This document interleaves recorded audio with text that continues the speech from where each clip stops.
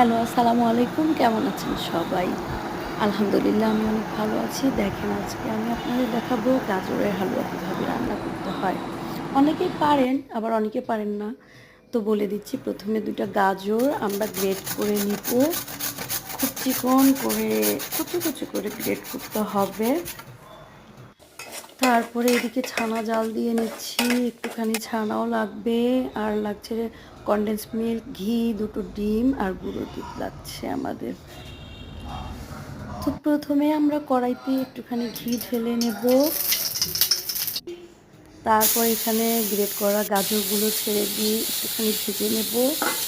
কিছুক্ষণ ভাজার পরে যখন একটা সুন্দর ফ্লেভার বের হবে তখন এর মধ্যে আমরা একটুখানি দুধ ঢেলে দেব।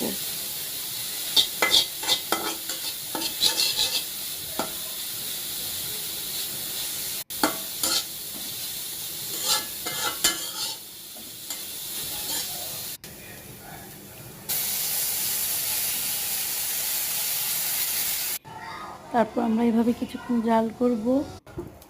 এদিকে আমরা কড়াইতে আবার ঘি দিয়ে ২ টো ডিম আমরা একেবারে ঝুরি, ঝুরি করে নিব। কিছুক্ষণ ভাজবো।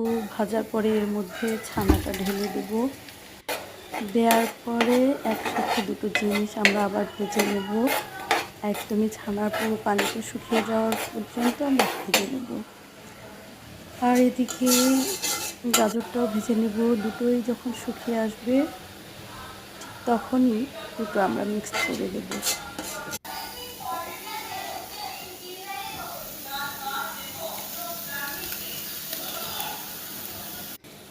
এবার দুটো একসাথে ভাজতে থাকবো। ভাজতে ভাজতে একেবারে যখন দেখবো যে কড়াই থেকে উঠে আসতেছে দুটো জিনিসই একসাথে এমনভাবে মিক্সড হয়েছে তখন আমরা একটুখানি কনডেন্স মিল্ক ঢেলে দিয়ে আবার জাল করব।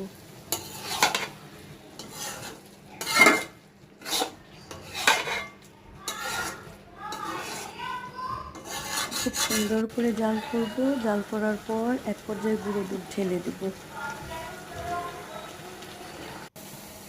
গুঁড়ো দুধ দেওয়ার পরও আমরা উল্টে পাল্টে নাড়বো, খুব সুন্দর করে ভাজবো। ভাজতে ভাজতে একেবারে প্রায় শুকনো শুকনো করে নেব। দেখে বুঝতে পারবো যে কড়াই থেকে জিনিসটা উঠে চলে আসতে ধরবে, তখনই বুঝতে পারবো যে এটা আমাদের হয়ে গিয়েছে।